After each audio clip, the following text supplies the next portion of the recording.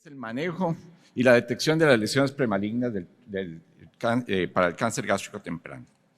Entonces, en este aspecto, vamos a ver, vamos a estar tratando sobre el diagnóstico, vamos a hablar un poquito de la histomorfología, de cómo distinguir las lesiones, vamos a precisar específicamente sobre las lesiones premalignas, sobre el cáncer gástrico y vamos a hablar de la terapéutica. Y es que es muy importante cuando hablamos en el diagnóstico ver la cantidad de información que ha surgido en los últimos años. Una gran cantidad de consensos, una gran cantidad de aspectos tecnológicos que han mejorado sustancialmente la forma en que nosotros trabajamos. Y ahí, sobre este aspecto, ha nacido una necesidad muy importante: ¿cómo prevenir? Si sabemos, el 80% de las neoplasias en humanos vienen de un origen epitelial. Lo que pasa es que hay una lesión precursora o premaligna. Lo que ha sucedido en muchos de los elementos es que lamentablemente hemos llegado tarde, porque los esfuerzos preventivos que hemos hecho han sido para buscar el cáncer gástrico temprano y tal vez no las lesiones premalignas. Pero si buscamos y tratamos las lesiones premalignas, vamos a evitar la progresión de la enfermedad. Y es que cuando hablamos de lesiones premalignas, la lista es larga. Ustedes ven, la infección por Helicobacter es una alteración premaligna. Tenemos que acuerpar este concepto. Es muy importante la atrofia, la metaplasia, lógicamente las neoplasias intraepiteliales de alto y bajo grado y algunos elementos diferentes de baja incidencia como la enfermedad de Menetrier, los adenomas gástricos y la poliposis adenomatosa.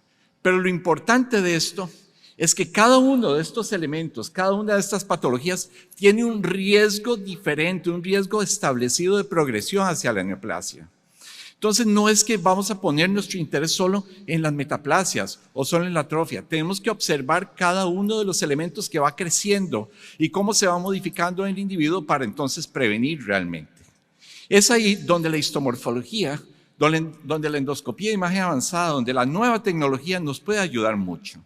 Y es reconociendo propiamente la forma, la estructura.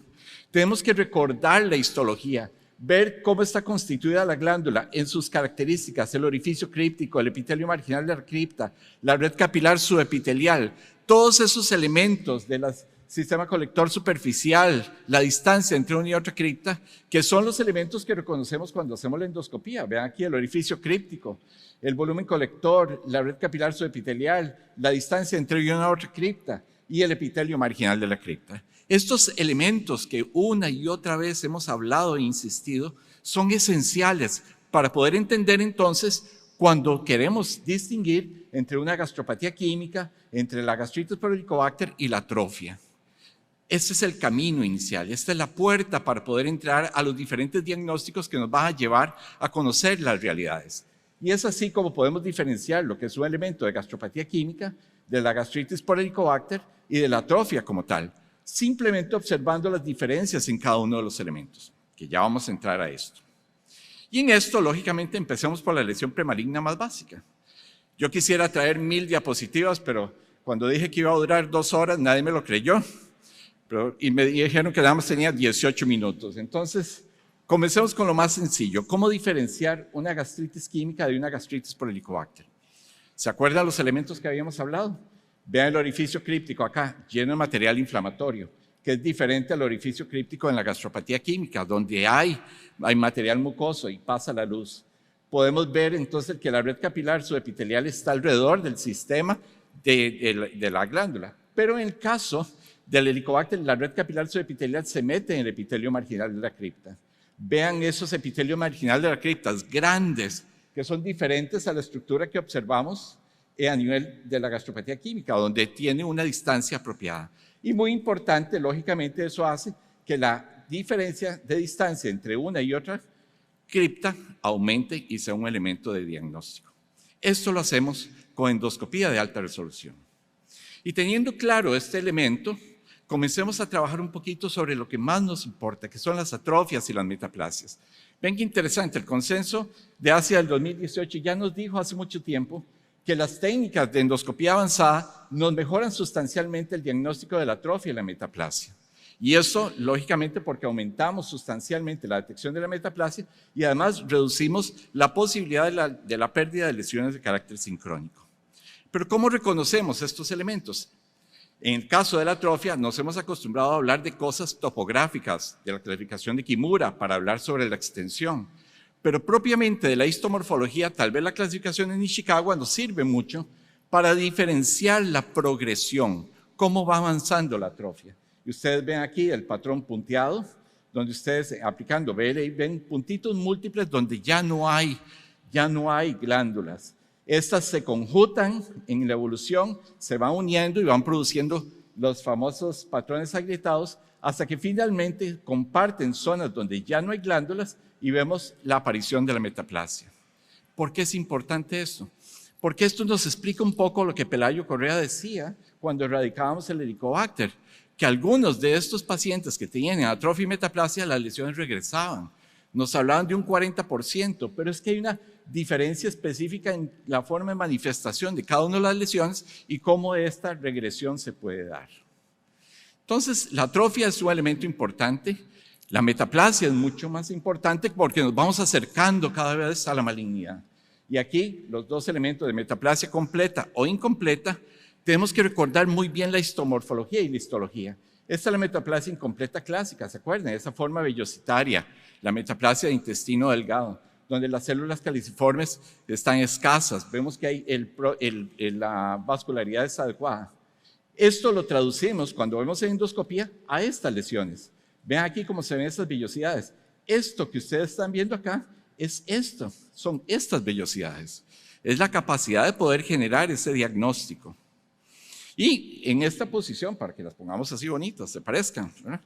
Y ya con técnicas como BLI y LCI, podemos fácilmente reconocer esa metaplasia incompleta que está alrededor de las lesiones.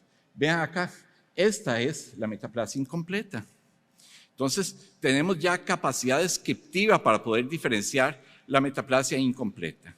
¿Y cómo se ve la metaplasia completa? De esta forma, una gran cantidad de células caliciformes, una estructura más organizada, más conjunta, que produce más reflectancia y que lógicamente cuando lo observamos va a brillar un poquito más opaca. Vean acá cómo se ve con BLI estas zonas. Y ahí buscamos algunos elementos que han descrito. Uno de los más clásicos es la presencia de la cresta azul, que en el caso de los usuarios de BLI la vemos como una cresta blanca y eso tiene que ver con el tipo de longitud de onda que estamos utilizando y que nos habla un poquito de la composición ciliar de las células caliciformes.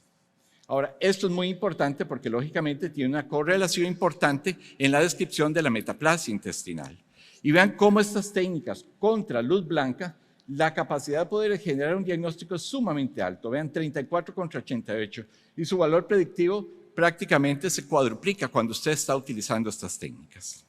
Y esto mismo no solo se ve en BLI, sino también sabemos que sucede lo mismo con NBI. Teniendo claro las metaplasias, nos acercamos a un terreno cuando observamos estas metaplasias y comenzamos a ver zonas irregulares, donde usualmente vemos la metaplasia completa y aparece la misma metaplasia, pero de un momento a otro con un vaso en la parte superior. ¿Qué es esta lesión? ¿Qué nos anuncia propiamente? Bueno, esto lo que nos anuncia es una estructura donde hay un crecimiento irregular basal de la estructura metaplásica. Y esto se produce en su estructura por la presencia de la displasia bajo grado, donde empuja en una forma superficial los vasos de la misma estructura. Y entonces, vean qué interesante, esto lo vimos con FAIS, ahora cuando utilizamos BLI, vamos a poder observar también el mismo fenómeno. Vean aquí luz blanca, vean con FAIS y vean cómo se ve con el LCI y BLI esa misma estructura. Esto nos anuncia entonces la presencia de una lesión neoplásica temprana, la neoplasia intraepitelial de bajo grado, y que ya en estos casos sabemos que muchos de los casos es de carácter multifocal. Este es el problema que tenemos. No solo aparece en un lado, sino comienza a aparecer en múltiples sectores. ¿Y por qué es importante reconocer la metaplasia? ¿Por qué es importante la displasia? Vean, este estudio es muy interesante porque nos habla sobre los riesgos relativos. Si usted tiene metaplasia intestinal, su riesgo relativo es 2.56 veces más. Pero si ya usted tiene una displasia a bajo grado, tiene 25 veces más riesgo de tener cáncer gástrico. Y muy importante, si usted tiene metaplasia, muy probablemente la progresión a una lesión mayor va a ser de 6 años. Pero si ya usted tiene una displasia a bajo grado, es un reloj ineludible de 2.6 años que lo puede llevar a una lesión mayor. Y esto lo ha aprobado el estudio Choi también, cuando ellos resecaron todas las displasias de bajo grado. Y resulta que sí, 62 terminaron siendo displasias de bajo grado. Pero ustedes ven que la displasia de alto grado, un 30%, y ya una neoplasia invasora ya estaban presentes dentro de esta lesión. Entonces, no, la displasia de bajo grado no es algo que uno pueda observar, hay que tratarla. Y esto nos lleva entonces al concepto del cáncer gástrico. ¿Qué vamos a hacer con el cáncer gástrico? Bueno, primero, reconocer que con las técnicas de alta resolución, magnificación y espectrales nos ayuda mucho en su caracterización. Principalmente nos va a dar una especificidad y una sensibilidad y certeza muy alta. Y lógicamente nos ayuda en su diagnóstico a través de la utilización del protocolo MESTA.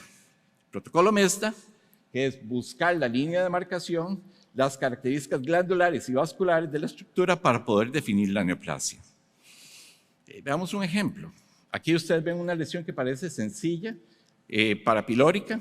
Cuando nos acercamos comenzamos a observar ya hay una línea de marcación y ustedes ven que en el centro la estructura vascular se pierde y la base glandular tiende a ser más irregular y nos anuncia ya la presencia de una displasia de alto grado.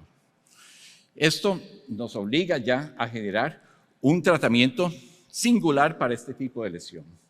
Y es lo importante, porque ustedes ven que en comparación la luz blanca con los sistemas espectrales prácticamente duplican su capacidad de diagnóstico de estas lesiones.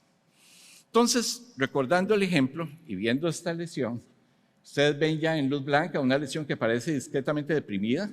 Vean cuando utilizamos el SI ya pueden derivar la línea de marcación y ustedes pueden ver metaplasia incompleta en los márgenes, ya supimos cómo reconocerla. Vean con BLI cómo esa misma metaplasia incompleta la reconocemos fácilmente, vemos una estructura irregular. Entonces ya tenemos dentro de todo esto las características de la base glandular y la base vascular para delimitar en esta lesión la presencia de una neoplasia temprana. Esa línea de marcación que nos ayuda y propiamente ver la estructura vascular y glandular irregular que concibe dentro de la misma lesión. Y es que, vean qué interesante, utilizando NBI, en comparación, la utilización de luz blanca contra magnificación NBI. Vean qué interesante, la certeza de 65-90.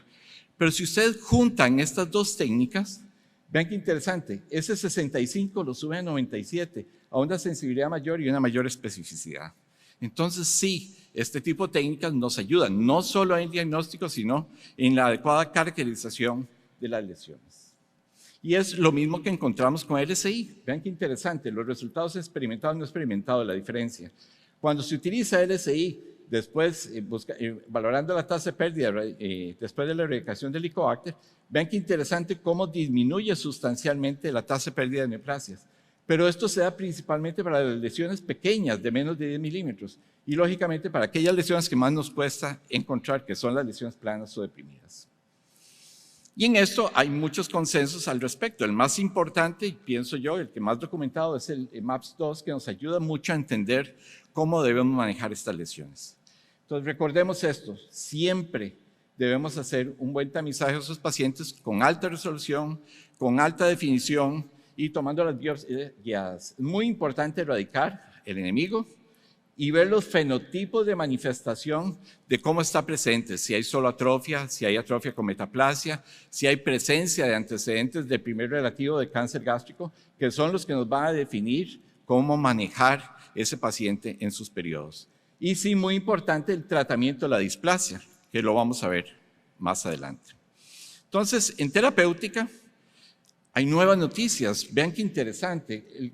El update de la Asociación Europea, tenemos también las nuevas guías japonesas y recientemente se ha publicado por la Asociación Americana de Endoscopía Gastrointestinal las guías de manejo. Estas todavía no han salido para publicación, pero se encuentran ya disponibles. Y muy interesante porque todas se basan en este concepto inicial que teníamos de cómo íbamos a trabajar en las lesiones de menos de 2 centímetros, mayor de 2 centímetros, y qué íbamos a hacer con las indiferenciadas. Este concepto en general, ¿verdad?, nace primordialmente de la necesidad de poder definir cuáles son los pacientes que deberían ir para disección, porque sabemos que las técnicas de resección con la resección endoscópica de la mucosa, tiende a ser muy ineficiente en el sentido de que existe un aumento en la recurrencia. Entonces, busca en una forma muy específica definir cuáles son los pacientes que van para disección. Y en este sentido, recordemos algunas de las técnicas, no voy a hacer mucho énfasis, la resección endoscópica asistida con inyección o con capuchón o con ligadura. Ya ustedes recuerdan la técnica en caso de la cápsula Inoue, donde ustedes marcan la lesión, pueden inyectarla o pueden trabajar sin inyección eventualmente, y lo que se introduce es el capuchón principal y se aspira y con el asa se hace el corte.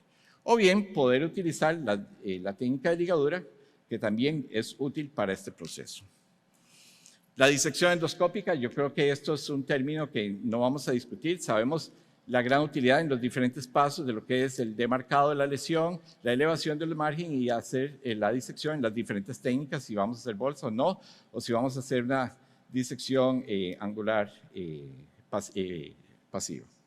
Ahora, ya sabemos que hay muchos instrumentos, muchos materiales para poder hacer. Les pongo esta foto porque todo el mundo quiere tener de todo. Pero recuerden que si ustedes van a hacer disección, acostúmbrese a un solo instrumento o a dos instrumentos, que probablemente son los que le van a ayudar a usted a hacer todo el trabajo y evita gastar 100,000 cosas en 100,000 materiales que no van a tener precisión. Entonces, vea esta lesión elevada. Vamos a recordar un poco la técnica. Lo que vamos a hacer es marcar la lesión. Y una vez que tenemos bien demarcadita la lesión, que podemos utilizar la misma asa, ¿verdad? Vamos a proceder a hacer la disección, donde vamos a ir cortando y vamos a ir inyectando, separando y vamos haciendo la disección. Vamos a encontrar sangrado si estamos muy superficiales, eso puede suceder. Pero una vez que hemos logrado nuestro objetivo y hemos controlado la hemostasia, podemos estar tranquilos de tener nuestra pieza bien separada, donde podemos hacer el análisis y encontrar la neoplasia de este paciente. Ahora, este concepto que está acá ha variado mucho con respecto a los nuevos consensos que existen actualmente. Y vean qué interesante es el consenso japonés. Vean qué interesante. Uno de los puntos es la indicación absoluta de EMR-ESD. ¿Qué significa? Que usted puede hacer una o dos para las de menos de 2 centímetros, pero la EMR no se mueve de este punto. Con la disección aumenta, ¿verdad? Para las de mayores de 2 centímetros y las indiferenciadas. Y para aquellas lesiones que tengan ulceradas que sean menos de 3 centímetros son indicación para ESD. Pero ¿qué es importante de esto? Tal vez el concepto más importante es el incluir un segundo concepto, que es el criterio de curabilidad, que es el E-cura, donde se establece si hay participación de la submucosa o si no hay, o si hay toma de más de 500 micras. ¿Y qué es lo importante de este aspecto? Que nos separa cuáles son los pacientes que realmente nosotros podemos estar tranquilos que vamos a darle seguimiento y aquellos pacientes que eventualmente van a necesitar una segunda resección o trabajo con diatermia o llevarlos a una resección quirúrgica completa. La segunda guía que es interesante es la guía europea, porque establece algunos puntos que ahora quisiera que los discutieran. Número 1, que es muy importante que las evaluaciones sean hechas por endoscopistas experimentados en el uso de endoscopía virtual o tinciones, que no se recomienda ni la endosonografía, ni la tomografía, ni la resonancia o el PET scan. Me parece muy interesante para este tipo de lesiones y que recomienda la disección como el tratamiento a escoger para todas las lesiones, que siempre buscar una resección completa y aquellas de bajo riesgo de menos de 30 centímetros o indiferenciadas de 20 milímetros. Toda esta explicación viene en este cuadro, que a mí lo que más me llama la atención dentro de toda esta explicación, que se parece mucho a la japonesa, es este cuadrito que está acá. Y es lo interesante de que para las lesiones que sean 2A, que sean de menos de 10 milímetros, ¿verdad? Estas debe utilizarse EMR. Pero lo interesante es que en las cuales haya displasia y no se sospeche adenocarcinoma. Entonces vean el límite importante que establece para este tipo de aspectos. Luego está el criterio americano, en el cual este cuadro resume prácticamente cuáles son los intereses. Tal vez más fácil si nos vamos al cuadro general, cuando usted encuentra una lesión y esta lesión es bien diferenciada o moderadamente diferenciada, si es de menos de 2 centímetros, usted puede, sin ulceración, puede hacer un EMR o un ESD. Pero si esa lesión es diferenciada y es de 2 a 3 centímetros, la indicación favorece la utilización de ESD sobre EMR. Y tal vez el premio más importante, y que tal vez depende mucho de la escuela patológica, es el hecho del concepto de que si hay una lesión de tipo difusa, en cualquier tamaño o en cualquier aspecto, debe ser llevada a cirugía. Y esto me parece muy importante porque disiente de las guías anteriores. Y muy importante todo este concepto que cuando estamos observando estos pacientes, no termina con la resección, termina con la vigilancia que tenemos que hacer de estos pacientes en una forma de 3 a 6 meses el primer año y luego cada año durante por lo menos 5 años. Entonces, finalmente, si nosotros queremos tener éxito, tenemos que buscar el paciente adecuado, hacer un adecuado diagnóstico con las técnicas de endoscopía avanzada, utilizar la mejor técnica y no olvidar que ese paciente tenemos que vigilarlo, porque la progresión metacrónica puede existir en algunos de estos pacientes. Muchísimas gracias.